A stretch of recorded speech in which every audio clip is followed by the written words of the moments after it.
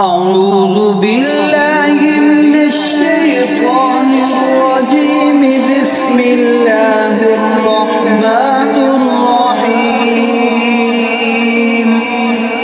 تبارك الذي بيده الملك وهو على كل شيء قدير.